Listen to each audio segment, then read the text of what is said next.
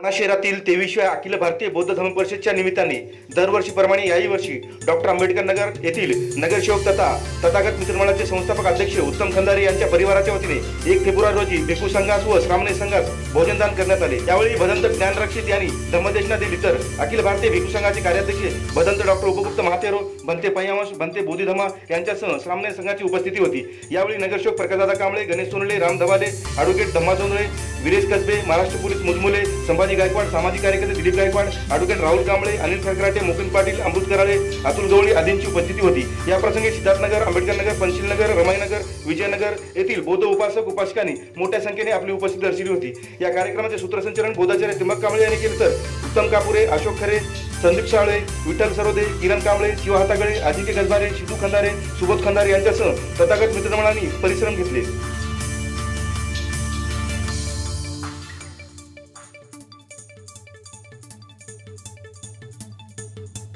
जास्त वाटते जास्त बनवा, जास्त हे दरवर्षी जास्त लोक वाढू लागले तर याला म्हणतात स्वभाव। तो स्वभाव हे जे काही 89 आहेत त्यामध्ये बारीक सारीक गोष्टींना समजण्यासाठी अरहंत भिक्षू लागतात की जे तुम्हाला चर्या देऊ शकतील।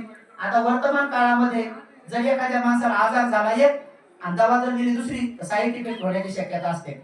पण अशी एक दवा आहे किंवा असे एक इंजेक्शन आहे, कोणताही आजार होते इंजेक्शन टोचलं तर ते लाभदायक होतं। जसं टॉनिकचं इंजेक्शन काही असो का नसो, तसं एखाद्या माणसाला काय हो का ना हो, सलाईन दिलं तर त्याला काही साईड इफेक्ट नाही, सलाईन देऊन टाकायचं।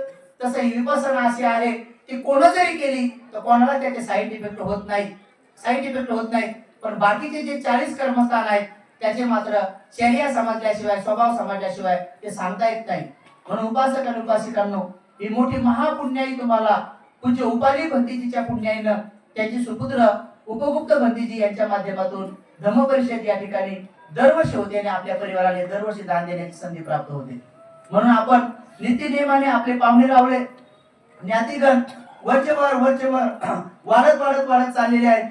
भिक्खू संघही वरचेवर वाढत चाललेला आहे। म्हणून या भारतामध्ये जर बौद्धमय भारत घडवण्यासाठी अशा प्रकारचे स्वभावाचे, दान देणाऱ्या स्वभावाचे, शील पालन करणाऱ्या स्वभावाचे, ध्यान करणाऱ्या स्वभावाचे, परोपकार करणाऱ्या स्वभावाचे, उपकाराची जाणीव ठेवणाऱ्या स्वभावाचे जर लोक निर्माण होत चालले तर निश्चित स्वरूपामध्ये लवकरात लवकर बौद्ध धर्माचा प्रचार प्रसार झाल्याशिवाय राहणार नाही। आणि ज्या शहराचं नाव पूर्ण आहे तिथं अपुरे माणसं कोणी राहणार नाही, तिथं अर्धे माणसं कोणी राहणार नाही, तिथं चतकोर माणसं कोणी राहणार नाही, तिथं छटाक स्वभावाला कोणी राहणार नाही। तर पूर्ण नाव असलेल्या गावामध्ये परिपूर्ण रूपानं लोक पूर्ण रूपानं दानी बनतील, पूर्ण रूपानं शीलवान बनतील, पूर्ण रूपानं समाजीवान बनतील आणि पूर्ण रूपानं प्रज्ञावान बनतील आणि मग तिथं त्यांचं मंगल झाल्याशिवाय राहणार नाही।